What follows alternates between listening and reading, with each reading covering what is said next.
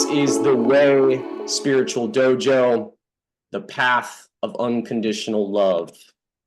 I have a special guest today. Samson, how do you say your last name? Odusanya. Odusanya.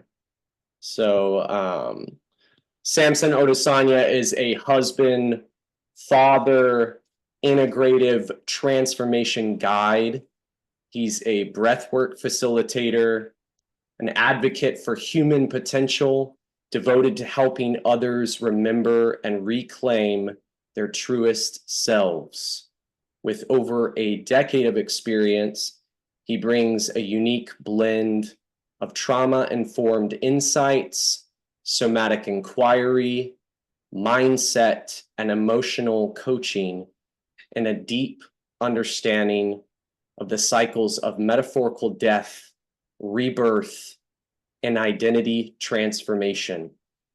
His unique approach is grounded in creating safe, empowering environments for clients to confront what is holding them back and reconnect with their power, drawing inspiration from ancient wisdom and the power of community.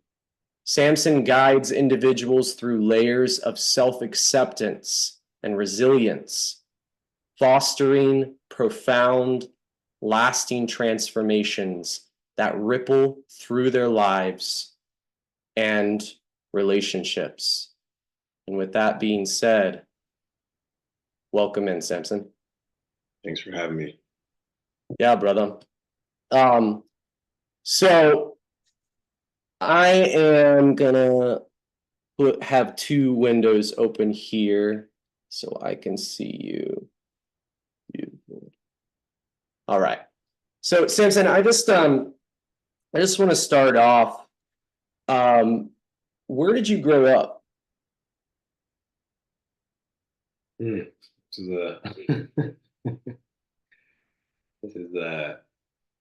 it's an interesting question.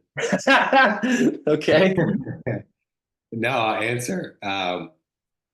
So I was born in London, England.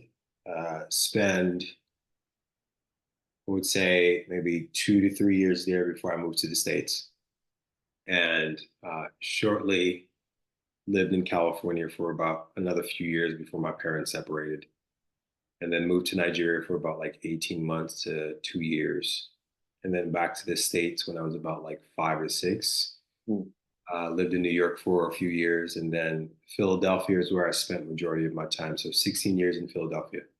So I would say that's where I grew up. But then I left there after 16 years, moved back out west, and now I'm down south. So I said it's an interesting question because I've kind of like lived everywhere, but predominantly I grew up on the East Coast in Philly. Got it. Got it. Do you have siblings? I do. I have four. Four siblings. And if you don't mind me asking, at what point did your family separate in that, and like in you growing up? Well, my parents, my mom and my father, because my siblings and I have different fathers. So I see. I was about 4 years old. 4 years old. Got it. Got it. So your work as an integrative transformation guide, as you said in your bio, it's deeply rooted in trauma-informed insights and emotional coaching. Could you share a bit about your personal journey and like what led you to this path? Yeah. Okay. So, I mean, what catalyzed it? Yeah, I think that's the question. Is like, what's the catalyst? I mean, there were many catalysts that I had, but I would say leading up to what kind of tipped the domino that cascaded my own personal knowledge of knowing that things were a lot different than what I was used to. Um, Leading up to that, I grew up in a very, eh, we call it generally what is known as chaotic, but there was love and there was present there was present love because, the culture that I grew up in, being Nigerian, it's baked into, it's just baked into who we are. It's very, we have a deep rooted value in family. And I just think the crossover to moving to the States kind of influenced a lot of the deep seated values that were natural to us when we would be back home. So uh, chaos ensued as it related to just the unpredictability when it came to finances. So feast or famine, went through a bunch of experiences with that. But yeah, it was pretty chaotic. I grew up, even though that my mom remarried my stepfather, uh, I had a really huge mother wound. So my mom was being the matriarch of the family. She had a major influence on me that first wasn't the healthiest. Yeah, and just not to, I don't mean to interrupt. Could you explain what mother wound means? Yeah, I'll get to that. Yeah. Okay, cool. So it wasn't the healthiest. And the how I interpreted myself based on pretty much how I was brought up or how I was influenced was, my core wound or my core belief was I wasn't enough. I There was a lot of self-loathing, so that caused me to essentially hide a lot and was very um, I was very doubtful. Hmm. I was a people pleaser. I I had barely any boundaries, barely any self-respect, and I'm just kind of building up the case for just to show what led me to I see. my journey. Okay. So that was the premise of where I was at and what that looked like in my life at the time. As I got older, it was just, a lot of what I wanted to step into, I found myself not being able to do that. Um, and I would say I was a junior in high school. So at this point, we're living in Philadelphia. Um, had some things going on at home, some pretty deep challenges going on at home. So it would cause me to have to be self-sufficient. I think since at the age of 7 or 8, I had like entrepreneurial habits. I would go to the corner store in New York, get a bunch of ice pops and flip them to the neighborhood. So I had entrepreneurial habits already.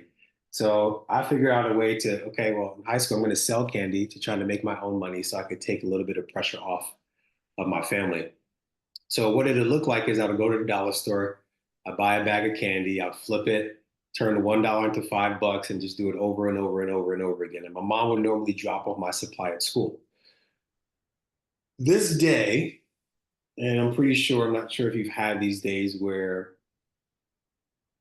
you felt that something was going to be special or something was going to happen that day. I didn't know what it was, but I felt it. My mom had just dropped off my supply.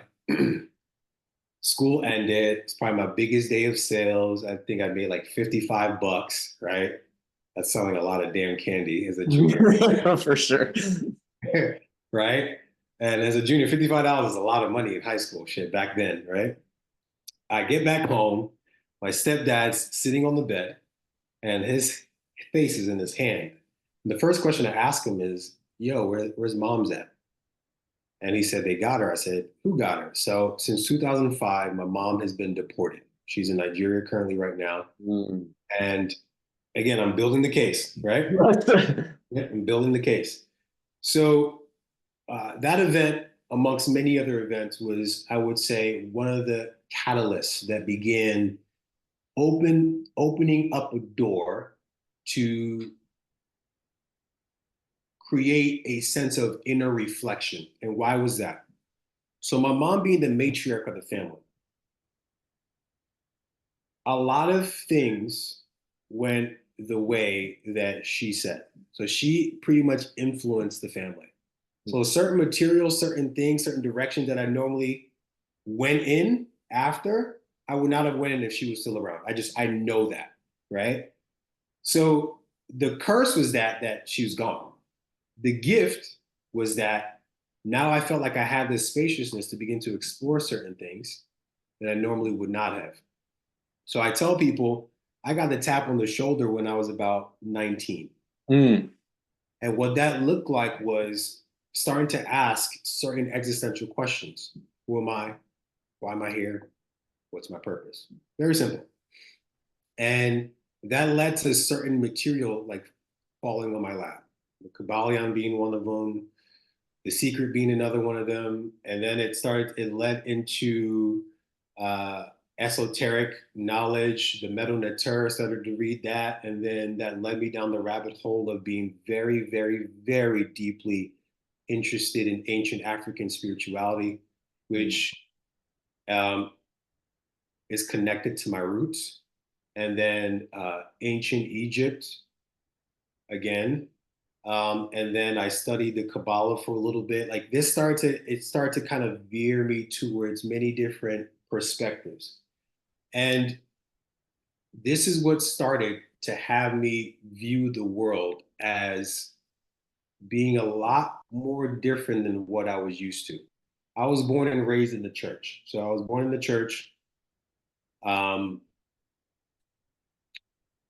I don't know if you want to call it Baptist or Pentecostal, but looking back, it's funny. I have appreciation for the system that I grew up in because a lot of what others would consider non-traditional, right? Especially when it comes to Christianity, we did that in the church. We would do new moon services. We didn't wear shoes in the church. We would light candles in the church. We burned incense in the church, right?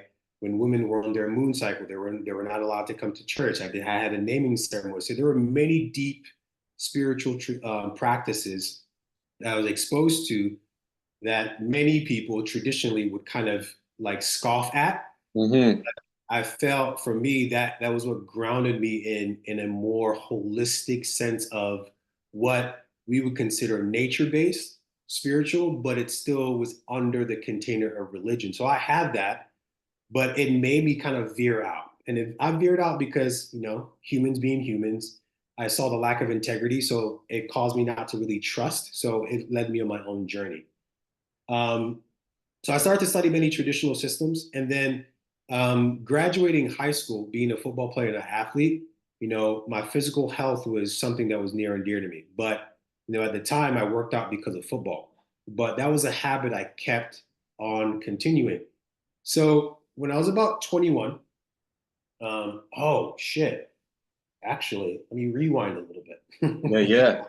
Let me rewind a little bit. It's fascinating. I'm just so fascinated with your story. Yeah. So after my mom got deported, right?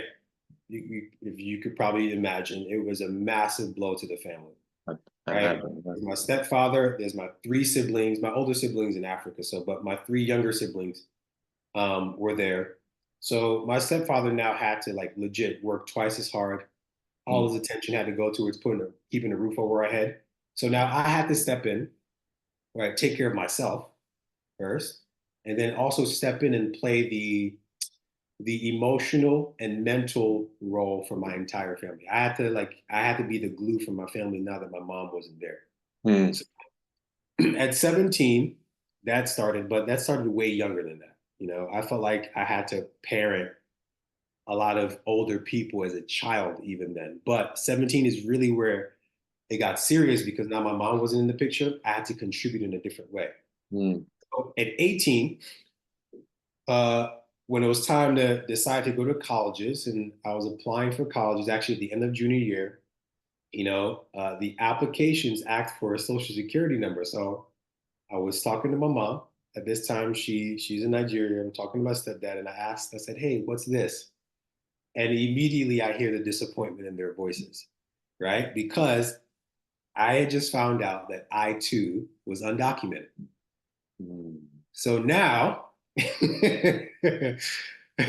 Oh, so dude. now, so now you have this shy, timid, doubtful, right? Young kid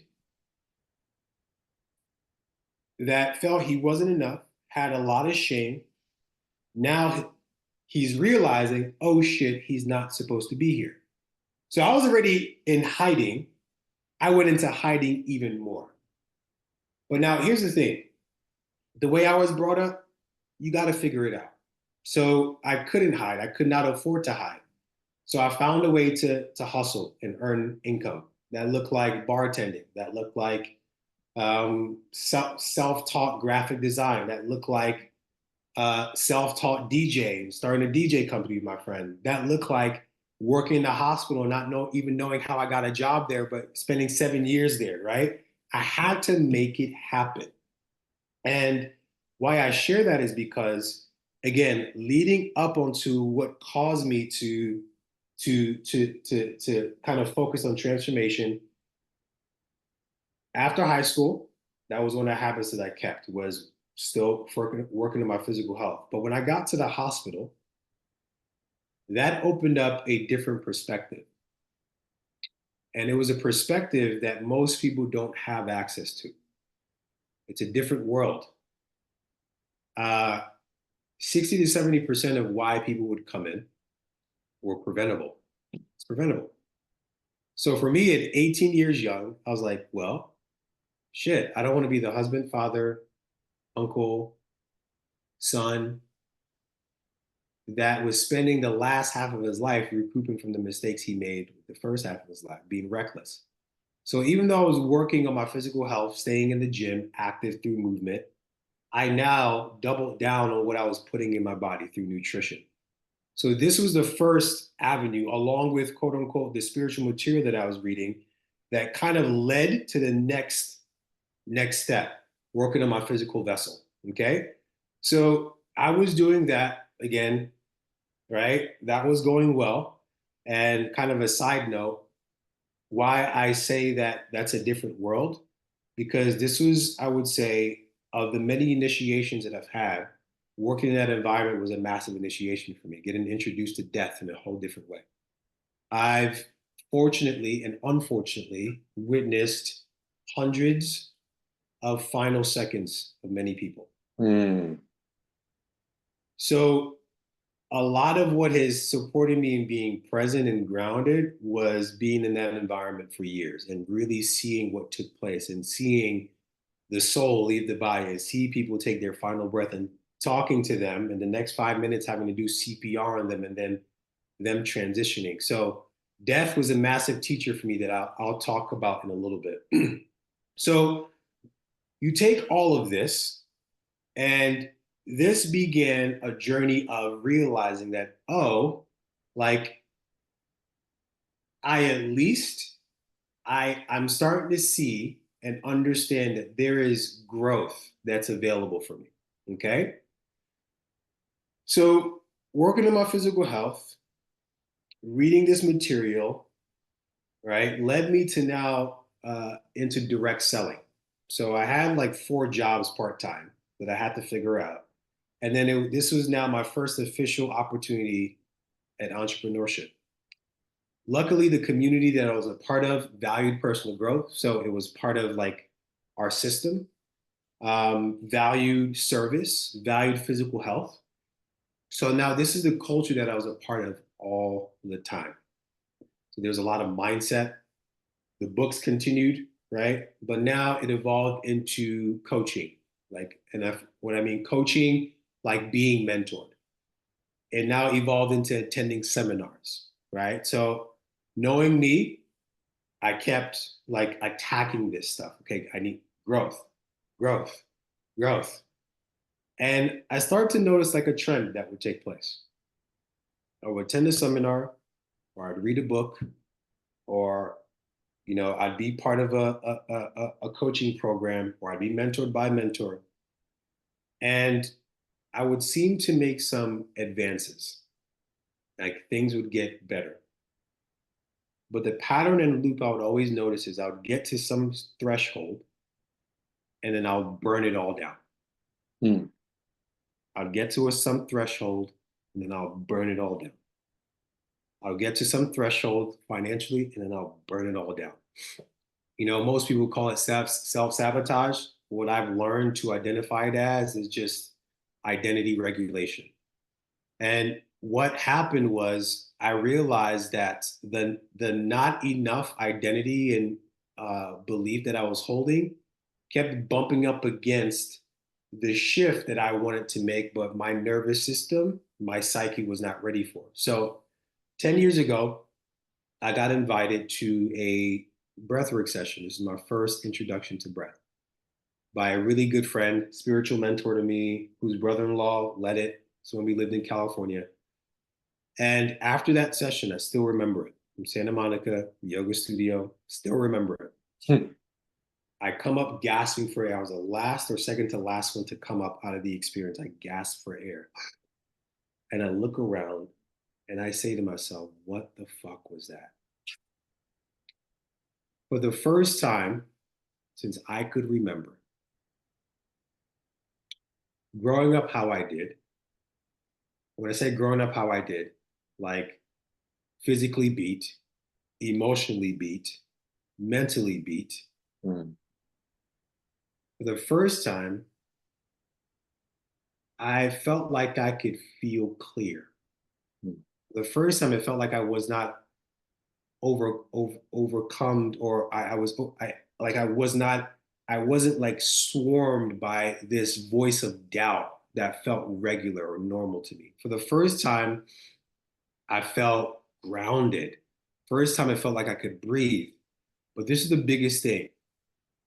It felt like I had been introduced to my own emotions, especially as a man, without the fear of either being judged or rejected. And for me, that was huge. So my curiosity, like curiosity is one of my values. It's what has gotten me this far, like curiosity, Hmm. led me now to go down the rabbit hole, as I always do with other things, of the breath. And I would incorporate it into my daily practices. At this time, I was already like meditating. I already attended like a 10-day Vipassana. Like I'd already been doing the quote unquote typical things that are recommended, especially in the space when it comes to spirituality or mindset, right? But this was a different feeling because this was something that was very innate to me, like my breath. And I would notice the days that I would consciously commit to a breathing practice, how they'll be much different. I wouldn't be as reactive, right? I wouldn't be as unstable. You know, the typical quote unquote facade or default facade for me was keep, like I looked calm on the outside, but there was a storm going on the inside Hmm. because I had to keep it together for the family.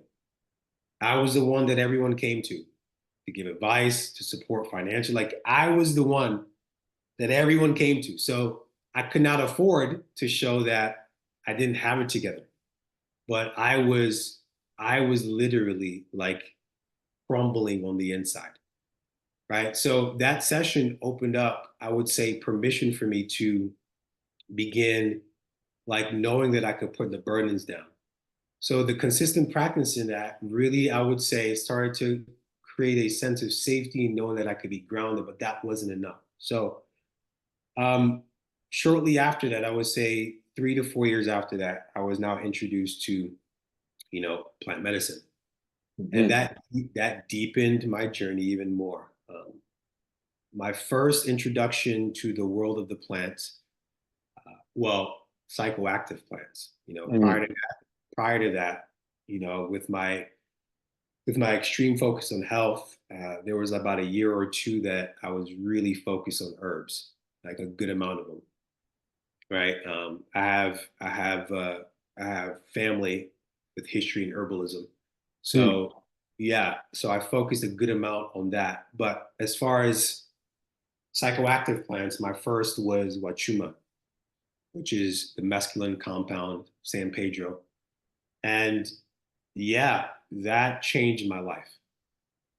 Again, how it's been for me. I feel like everything has been a stepping stone to the next level of depth. And I still remember my first experience with that. And that was what cracked me open even more. And if I may share, that night, I remember sitting in front of, Wachan, who was third generation Quechuan Incan shaman, who he held this grandfather energy that it's almost like he knew that I needed. Mm. And I remember that night resisting so much. And he looked at me, he said, okay, he said, come with me. He's like, kneel down. And I knelt and he said, all right, lay down on your stomach and start rolling. And we were in LA at the time, like on grass. So he said, start rolling. And my mind, my ego was like, fuck you mean roll around? What do you mean roll around? So I started rolling around. And I think just the extreme movement um, caused the activation of the medicine inside of me. Mm. And immediately I started weeping, Mm. not crying, like weeping. Mm. And I heard him in the background. He said, let it go, give it all back to her. And he was Mm. referencing giving it all back to the mother. And I remember I got to a certain point where I literally was face down, stomach on the ground, and I couldn't physically move.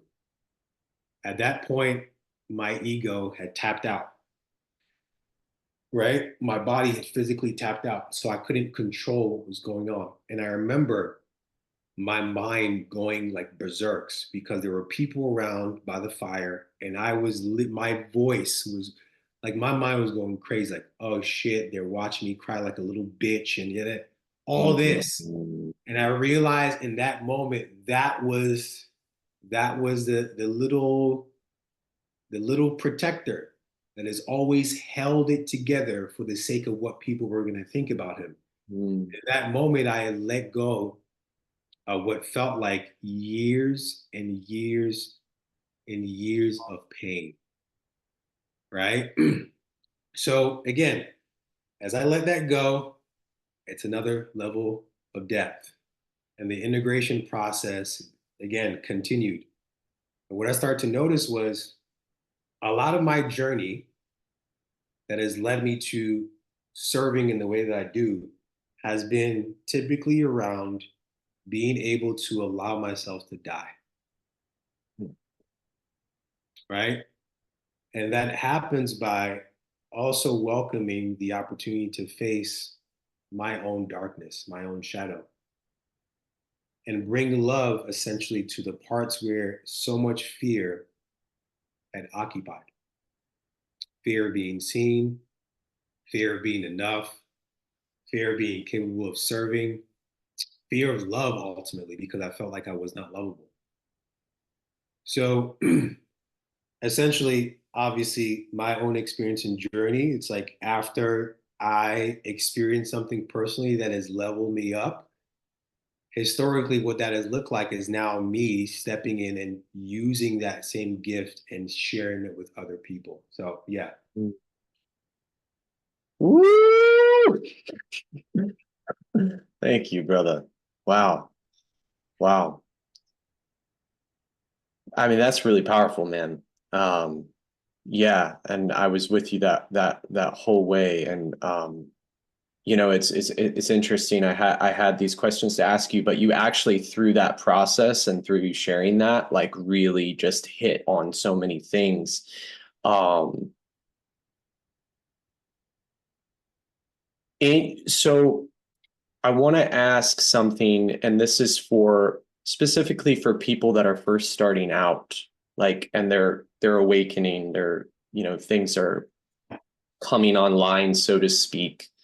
Um, how do you, Samson, create a safe environment Mm, for people to not hold themselves back? That's mm, that's that's the question. that's a good one. Um, it's simple, but it's not easy. And why it's so simple? Because fundamentally, everything comes down to human connection and not human connection through what we're conscious of, but a lot of the unconscious, unsaid forms of communication that's taking place when we're near each other. And what I've learned over time, it's not a matter of what I say or not even what I do. It's come down to the level of presence and what people feel. So safety is first what you feel. And why I say it's simple is because what is proven to be true for me is that when I have met the entire spectrum of my humanity, when I sit with someone else's, I'm not flinched by it because I've already experienced what it's like within me. For example, I won't be threatened by somebody's anger if I've already experienced and felt my own. I won't be shaken up by someone's expression of their joy if I've experienced and felt my own. I won't be shaken up by someone's sadness or sorrow if I went to the depths of my own hell to feel my own. To be able to hold safe space for somebody is to also simultaneously be able to go to the own depths of your own hell and your heights of your own heaven. So when you're with someone, you can be in compassion, you could be in empathy, but you can also be in unflinching witness because now there's no judgment existing because that doesn't exist within you. There's no separation any longer. So Mhm. holding space for someone ideally is a matter of you being able to hold that for yourself, but also be able to own and accept all the parts of you and your humanity. So when you're in the presence of somebody else, you or your judgment or your ego isn't getting in the way because you feel threatened by something that you have not been introduced to before. Yeah. Mm, mm. It's so to sum up what you said, you're basically saying that what I have done in my life is a reflection of how I hold the space. Yes. Yeah. Yes. Um, you've been doing this for, over a decade, um, and holding space. Um, and I'm sure that you have experience and being very connected with somatic inquiry. You've experienced a lot of different types of trauma. Um, uh, what approach do you take to ensure that someone's trauma is addressed in a safe way? Mm. So my my connection or training or even perspective on trauma didn't come till later in my journey. And again, it's how I like to like kind of share it or how I've interpreted when I look back on my life. It's I imagine a staircase, right? Right. I start at the top of the staircase. At every level I go down brings me deeper and deeper and deeper and deeper and deeper and deeper. Mm, So for me, what started on the surface was more of like what would be typical mindset, mind-based, logical, rational thinking, or quote unquote work. But that only serves or works at a certain level based on a certain moment and time in your life. I think everything works based on the season that you need it to work in, right? So for me, it served a purpose. I felt like that introduced me, right, to this level of work. In fact, let me take it a step back. mm, Because it was the lowest hanging fruit for me, it was physical health first, and mhm, then mindset. Okay. But then as I kept hitting a wall and realizing that, okay, this really is not moving the needle forward in the way that I wanted it to based on my own evolution, right? I was led to now more of the internal world as it related to my emotions and what I was feeling. And then that graduated into now really connecting with understanding that there's a whole entire different world when it comes to the body itself, right?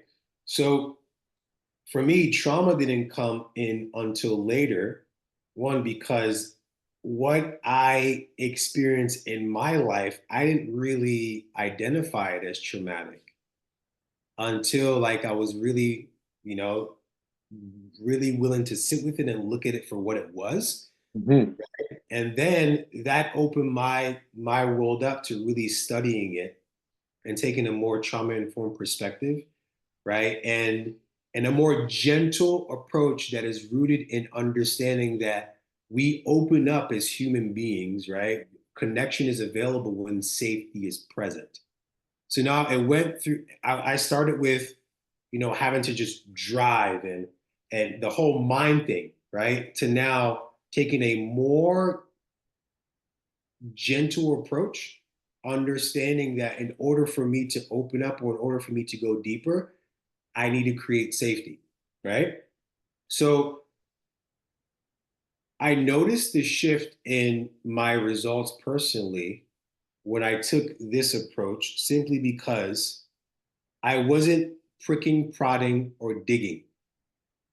I noticed that when the environment and condition was available for the human being to be human, that things naturally would just come to the surface, Mm.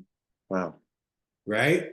I didn't have to look for them. I didn't have to dig at them. I didn't have to, manipulate anything. It's just a matter of, oh, this was not like I was so used to fighting things that there was really no fight. Because what I came to understand is that everything within us is actually working to our benefit, even if it's dysfunctional, right?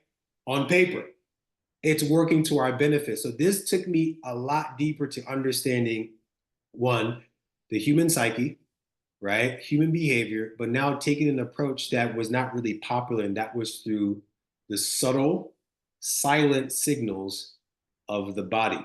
Mm. So when we look at somatic inquiry, right? Somatic inquiry is just deep exploration through information that we are getting from the body, right? It's stated that 70% of communication is nonverbal. So there's a lot of ways that our cells are communicating with ourselves that is not predicated upon even what we're so used to, which is the mind. We have the subtleties of sensations, we have feelings, we have the emotions, we have the fact that, tension in your shoulders can take you down an entire world of helping you understand something that you didn't even know you were holding, right? But then creates or connects you with the root of some challenges that you're experiencing. We know that, you feeling cold or tightness in your chest or shallow breathing is an indication that you may sense that there's a danger or a threat Mm. that's not present, but you're feeling presently because it's connected to a past that's not resolved. So there's a whole new language, right, that has been taking place that's more rooted in the present because it has to do with the body, which is the only concretized aspect of ourselves in the present moment, right? And for me, it's not separating from the mind. No, it's going back to the source of what the mind is an echo of, which is the body, right? So for me, what's happened is that I've gone from this mindset surface level approach to, again, my nature, which is going deep, to now dealing with the body, the emotions and the sensations that more would seem to be more of a silent language that has way more insight than we are probably used to. So yeah. Thank you. Yeah, my mind is going off because cleaning people are here. um, thank you for breaking that down. I just in sake of time, I'll just ask one more question. A pretty simple question. I don't. I was thinking of, going back in your past, and I was like, what age would I want to ask Samson? Like, if he had some advice for younger Samson, what age? And the first age or number that popped in my head was 8 years old. So if you had one piece of advice to give to your 8-year-old self about walking the path of unconditional love, what kind of advice would you give little 8-year-old Samson?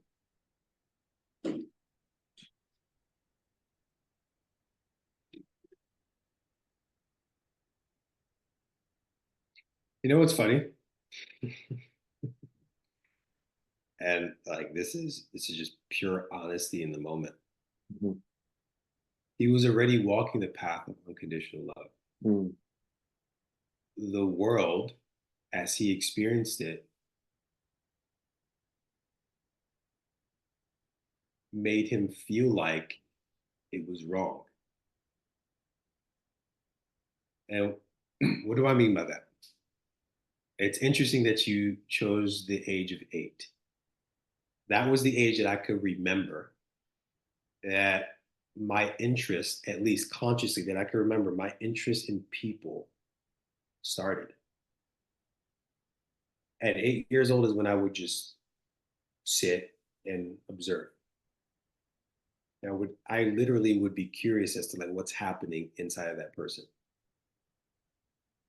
Um, and why I say he was already walking the path of unconditional love, since I can remember, I'd never been one to choose sides,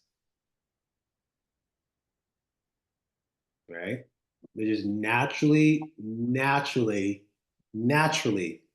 something inside of me knew the middle path was the way, right? That was not predicated upon any absolutism or extreme or polarizing truths or sides, but knew that there was nuance and complexity to all of it. Now, I may not have known how to explain it at 8 or as a little boy, but I knew that there was, yeah, like everything. There was love to everything, even to the things that didn't appear to be loving. There was love to everything. Even I was very forgiving at that age. I was very understanding. Maybe naively, but at that age, like there was a part of me that knew, like, yeah, like, okay, cool. I still love you regardless of what you did. Mm.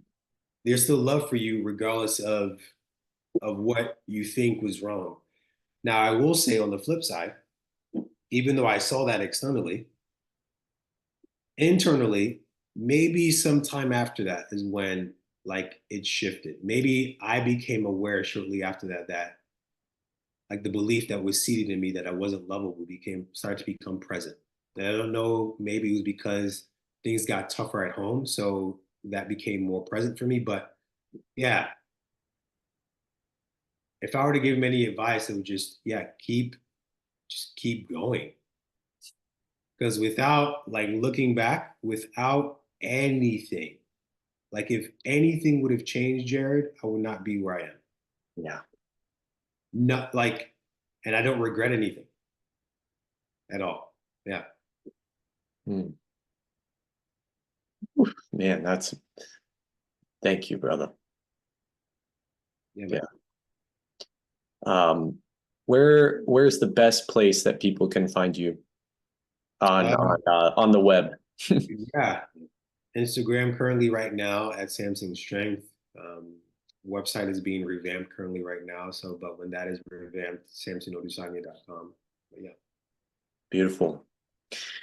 Well, thank you, brother. And that is it. And thank you to all the listeners, and I'll see you on the next episode.